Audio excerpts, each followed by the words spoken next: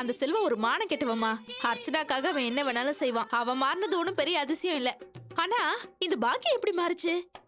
எனக்கும் அதே குழப்பமா தான் இருக்கு. என்ன பண்றதுன்னே தெரியல. அம்மா, பாக்கியம் வருதுமா? அவ கோயிலுக்கு வருவான்னு தெரிஞ்சுக்கிட்டு தான் உன்னை வர சொன்ன. போ போ, போய் ஒளிஞ்சுக்க போ.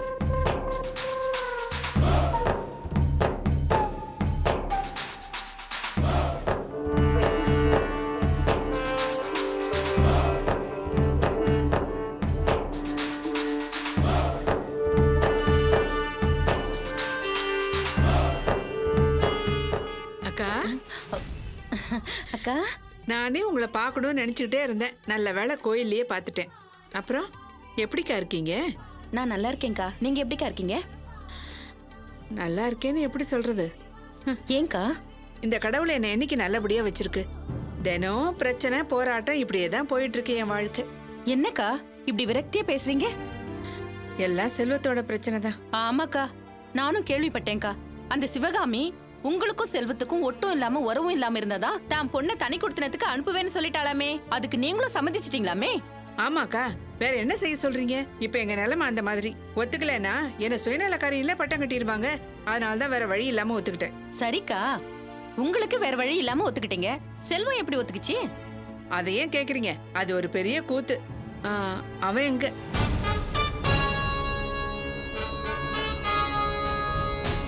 உன் புருஷன் தலையில கை வச்சு சத்தியம் பண்ணியிருக்க. நாளைக்கு இந்த விஷயம் மட்டும் உன்னால அவனுக்கு தெரிஞ்சது, அவ்வளவுதான். நீ என் தலையும் போயிடும், உன் தாலியும் போயிடும்.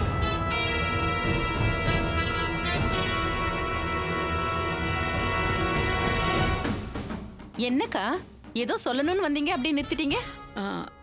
அது ஒண்ணும் இல்லக்கா, எல்லாரும் சேர்ந்து சொன்னாங்க. செல்வமும் ஒத்துக்கிட்டான். வேற ஒண்ணும் இல்ல. இத நான் கொஞ்சம் கூட எதிர்பார்க்கலக்கா. இப்படி எல்லாம் நடந்தா இழப்பு உங்களுக்கு தான்.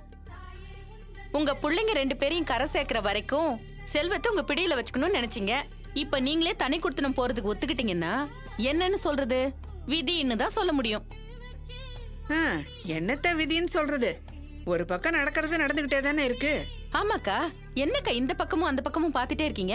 அது ஒண்ணு இல்லக்கா, பேசும்போது அக்கம் பக்கம் யாராவது இருக்காங்களான்னு பார்த்துதான் பேசணும். அன்னைக்கு நாம 2 பேரும் பேசிட்டு இருந்தத அப்படியே யாரோ போய் சிவகாமி கிட்ட போட்டு கொடுத்துட்டாங்க. அத கேட்ட அந்த சிவகாமி ஈர பேனாக்கி பேனை பெருமாளாக்குன கதையா கதை கட்டி விட்டுருக்கா. என் கூட அவ பொண்ணு இருந்தா அவ உயிருக்கு ஆபத்துன்னு சொன்னவ இன்னைக்கு என் புள்ள கூட எனக்கு எந்த ஒட்டுறவும் இருக்க கூடாதுன்னு கண்டிஷன் போட்டிருக்கா. இதை தெரிஞ்சுக்கிட்ட என் புருஷங்காரன் என்ன கை நீட்டி அடிச்சிட்டாக்கா. அதனால நான் வேற எதுவும் சொல்ற மாதிரி இல்லக்கா. நான் வரேன்க்கா. அட இருங்கக்கா, என்னக்கா வந்த உடனே போறீங்க? உட்காருங்கக்கா, உட்காருங்க. உங்க பிரச்சனைக்கு ஒரு முடிவு கட்டுறேன். செல்வம் உங்களை விட்டு போக மாட்டான். அவன் மனசை மாத்தி காமிக்கிறேன். நீங்க எதுக்கும் கவலைப்படாதீங்கக்கா. அதெல்லாம் ஒண்ணும் வேணாம், பெரிய சிக்கல் ஆயிடும். நான் இப்ப வரேன். அக்கா அக்கா, என்னக்கா எல்லாம் உங்க நல்லதுக்கு தானே பண்றேன் நானு. நீங்க நல்லதுன்னு நினைச்சு பண்ற எல்லாமே எனக்கு பெரிய பிரச்சனை ஆயிடுது. இப்ப நிலைமை வேற சரியில்லை. ஏதாவது பெரிய பிரச்சனை எல்லாம் மாட்டிக்குவோம். இல்ல, நான் இப்ப போயிட்டு வரேன், எனக்கு நேரமாச்சு. இருங்கக்கா, என்னக்கா சுடுதண்ணி கால ஊத்திக்கிட்ட மாதிரி பரபரன்றீங்க? நீங்க என்ன பார்த்து பேசணும்னு தானே வந்தீங்க? சரி, நான் இன்னொரு நாள் வந்து உங்ககிட்ட பேசுறேன். நான் போயிட்டு வரேன், தப்பா நினைச்சுக்காதீங்க. நான் போயிட்டு வரேன்.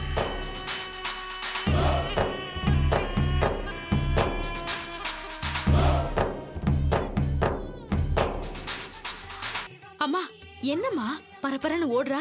அவ பேச்சையும் நடவடிக்கையும் பார்க்கும்போது எதையோ நம்ம கிட்ட மறைக்கிறாமா? எனக்கும் சந்தேகமா தான் இருக்கு. எப்பவுமே குழஞ்சு குழஞ்சு பேசுறவ இப்ப பதபதப்பா போறான்னா ஏதோ ஒரு குழப்பம் இருக்கு. எதுவா இருந்தாலும் கூடிய சீக்கிரம் நான் அதை கண்டுபிடிச்சு அர்ச்சனா செல்வத்தோட தனி கொடுத்துன போகாத அளவுக்கு நான் பாத்துக்கிறேன். ஆபீஸ்க்கு நேரமாச்சுல, கிளம்புறியா? வா போலாம். கொஞ்சம் வெயிட் பண்ணுங்க, வருவாரு. கொஞ்சம் வெயிட் பண்ணுங்க. என்னப்பாச்சு? இல்லை சார், வண்டி நிறைய ரன்னிங்காக இருக்கு போல இருக்கு. உள்ள எல்லாம் தேஞ்சு போய் கிடக்கு. ஸ்பேர் பார்ட்ஸ்லாம் புதுசாக போட்டால் தான் உண்டு. நிறைய செலவாகும், பரவாயில்லையா? செலவாகுமா? இதை நீங்க அண்ணங்கிட்ட சொல்லிடுங்க. என்னப்பா சொல்ற? ஆமா சார், நான் தெளிவா முடிவெடுத்துட்டேன். எனக்கு இந்த வேலை வேண்டாம். இந்த வேலையை வேற யாருக்காவது வாங்கி கொடுத்துருங்க.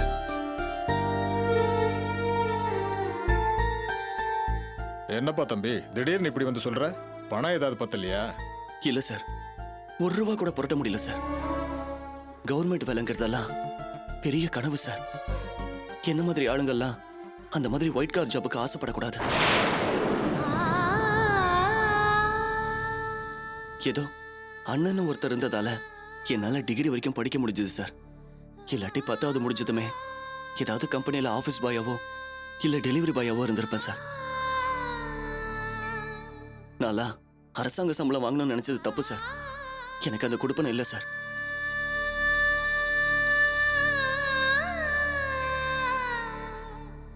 என்னப்பா இது எனக்கே கஷ்டமா இருக்கு. சின்ன வயசுல இருந்தே கவர்மெண்ட் வேலை தான் என் கனவு லட்சியம்னு சொல்லிட்டு இருந்தியே. ஆமா சார், லட்சியம்தான். சாதாரண வீட்டுல பிறந்துட்டு ஒரு மெக்கானிக்கு தம்பியா இருந்துட்டு அதெல்லாம் அடைய முடியாது சார். என்ன இந்த கவர்மெண்ட் ஜாப் இல்லைன்னா என்னால பழைக்க முடியாதா? இது நாள் வரைக்கும் வீட்டுக்குன்னு ஒரு 4 காசு நான் கொடுத்ததில்ல சார். ஏதோ இப்ப நான் கால் டாக்ஸி ஓட்டிக்கிட்டு இருக்கேன். சுமாரான வருமானம் வருது. இனிமேலாவது வீட்டுக்கு உதவியா இருக்கலான்னு நான் முடிவு பண்ணிட்டேன் சார். அவசரப்படாத வாசு, உனக்கு வேணும்னா இன்னும் 2-3 நாள் டைம் வாங்கி தரேன். சாரி சார், நீங்க இன்னும் 3 மாசம் டைம் கொடுத்தாலும் எங்களால பணம் புரட்ட முடியாது சார். ஏன்பா உங்க அண்ணன் ரெடி பண்ணி தர மாட்டாரா? தருவார் சார். எனக்குள்ள இந்த லட்சியத்தை வளர்த்ததே எங்க அண்ணன் தான். அவரை தொந்தரவு பண்ண எனக்கு மனசு இல்ல. எனக்காக அவரு எவ்வளவோ பண்ணிட்டாரு. சமீபத்துல நான் அடிபட்டு உயிருக்கு போராடினப்ப கூட எங்க அண்ணியோட தாலியை வச்சு என்ன காப்பாத்தினாரு. இப்ப அவரு தனி கொடுத்தன வேற போறாரு. இனிமே அவருக்கு 2 செலவு. எந்த நேரத்துல போய் நான் என் வேலைக்காக பணம் கேட்டா நான் மனுஷனே இல்ல சார். இது வரைக்கும் எங்க குடும்பம் தம்பி தங்கச்சின்னு எங்களுக்காகவே அவர் வாழ்ந்துட்டார் சார். இனிமே அவர் அவருக்காக வாழணும். அதுக்காக தான் இப்படி ஒரு முடிவெடுத்துட்டேன். எப்படிப்பா ஆசைப்பட்டதை அடைய முடியலன்னு வாழ்நாள் முழுக்க உனக்கு வலிக்காதா? வலிக்கும் சார். ஆனா காலப்போக்கில் எல்லாம் மறந்துடும் சார். ஞாயிற்றுக்கிழமை சாயந்தரம் பீச்சில் கூடுற கூட்டத்தை பார்த்தா எல்லாருமே சுனாமியை மறந்துட்டாங்கன்னு தானே சார் அர்த்தம்.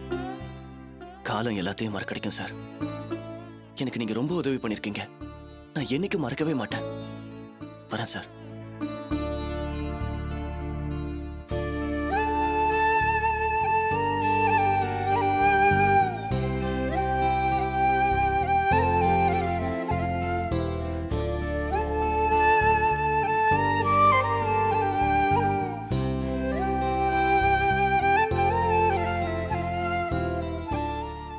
யாருப்பா? அண்ணா மெக்கானிக்ண்ணே, நம்ம சிகப்பு கார்ல அது ரிப்பேர் பார்க்க வந்திருக்காருண்ணே. அப்படியா?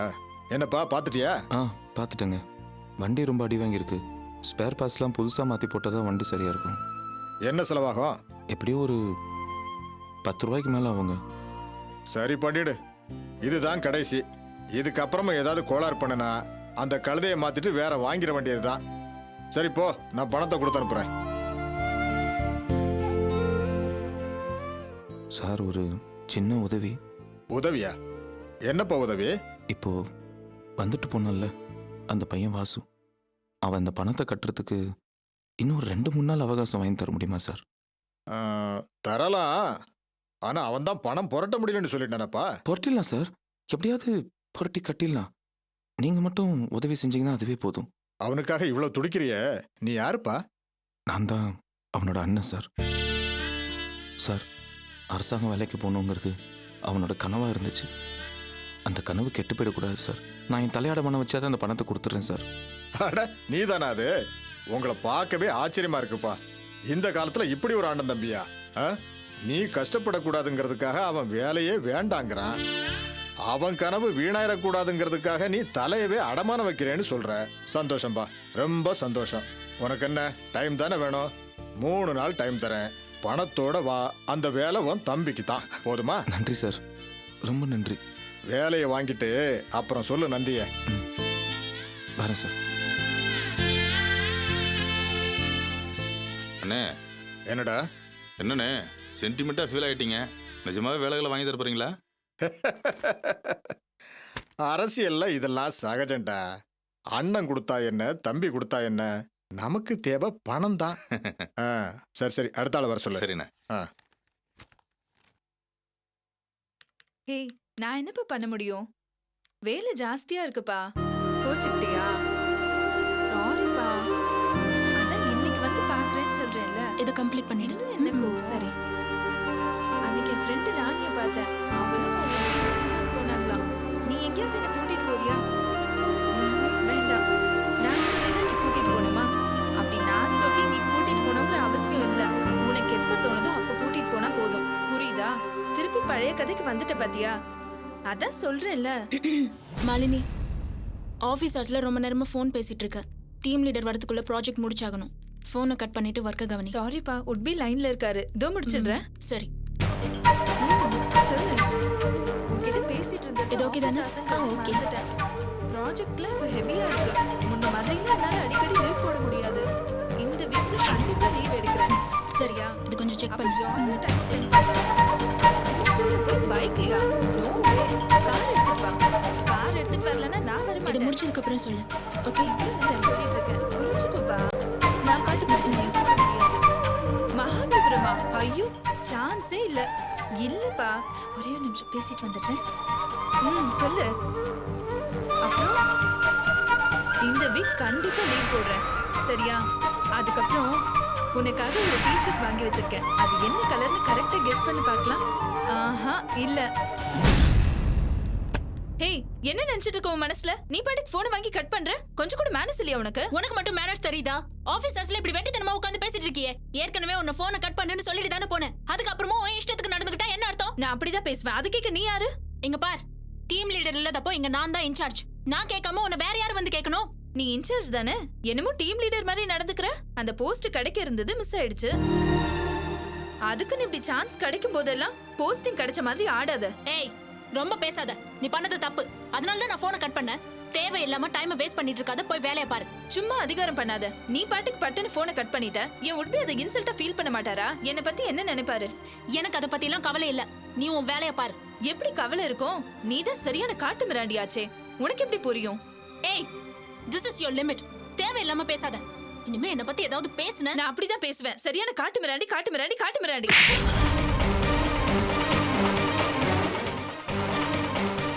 Kavya, what's going on here? Madam, Kavya நான் அடிச்சிட்டேன் madam. I know. Kavya, come to my cabin.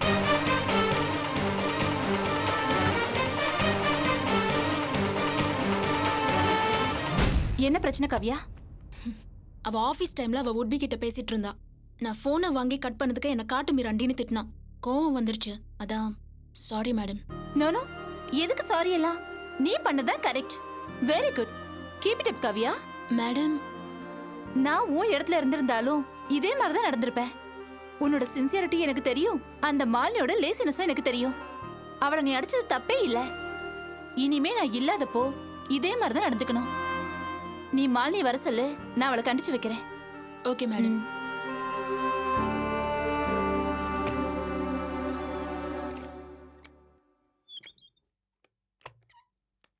Excuse me madam. Come in. உட்காரு. காவியவ கண்ணா பின்னான்னு திட்டிட்டேன். உன்னை கை நீட்டி அடிக்க அவ யாரு? நிஜமாவா மேடம்? அப்ப என் மேல உங்களுக்கு கோவம் இல்லையே? சேச்சே, உன் மேல நான் ஏன் கோவப்படணும்? ஆபீஸ் அவர்ஸ்ல தவிர்க்க முடியாம 5 நிமிஷம் 10 நிமிஷம் பர்சனல் கால் பேசுறது சகஜம் தானே? அதுக்கு போய் உன்னை அதிகாரம் பண்ணிருக்கா. அவளுக்கு என்னமோ தானே டீம் லீடர்னு நினைப்பு. அதான் உன்கிட்ட பந்தா பண்ணிருக்கா. ஆமா மேடம். எப்பவுமே நீங்க இல்லனா அவ இப்படிதான் மேடம். ரொம்ப ஆடுவா. இனிமே ஆட மாட்டா. நான் பாத்துக்கிறேன். ஆமா, உன்கிட்ட அடிச்சதுக்கு மன்னிப்பு கேட்டாளா? இல்ல மேடம், திமிராதான் பேசினா. எல்லார் முன்னாடியும் என்ன அடிச்சிட்டா மேடம். அதே மாதிரி எல்லார் முன்னாடியும் அவ என்கிட்ட மன்னிப்பு கேட்கணும். அதுக்கு நீங்க தான் சொல்லணும் மேடம். அது உன் வருத்தம் வேதனை எனக்கு புரியுது மாலினி. பட் நீ நினைக்கிற மாதிரி இப்ப செய்ய முடியாது.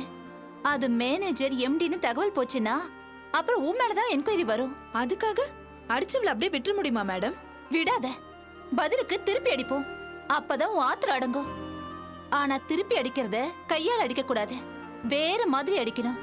நீ ஒரு நாள் பட்ட வேதனைய அவ தினம் தினம் படணும். என்ன சொல்ற? ஆமா மேடம், அவ அப்படிதான் துடிக்கணும். ஆனா நான் எப்படி? அதுக்குதான் நான் இருக்கேன்ல. உன்ன மாதிரியே காவியா கிட்ட தீர்த்துக்க வேண்டிய கணக்கு எனக்கும் இருக்கு. திலீபன் விஷயத்துல அவ என்ன ரொம்ப டார்ச்சர் பண்றா. நீ மட்டும் எனக்கு ஹெல்ப் பண்ணா போதும். 2 பேருமா சேர்ந்து அவளை பழி தீர்த்துக்கலாம். ஓகே மேடம், எப்படியாவது அவ திமிர அடக்கினா போதும். நீங்க என்ன சொன்னாலும் நான் செய்யறேன். சொல்லுங்க மேடம், என்ன செய்யணும்? குட். இந்த ஸ்பிரிட் தான் எனக்கு தேவை. தேவைப்படும் போது சொல்றேன். இப்ப நீ ஒண்ணுமே நடக்காத மாதிரி போய் வேலையை பாரு. Okay madam.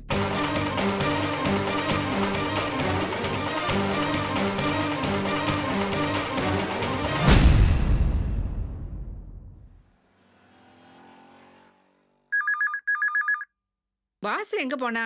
இது வேற.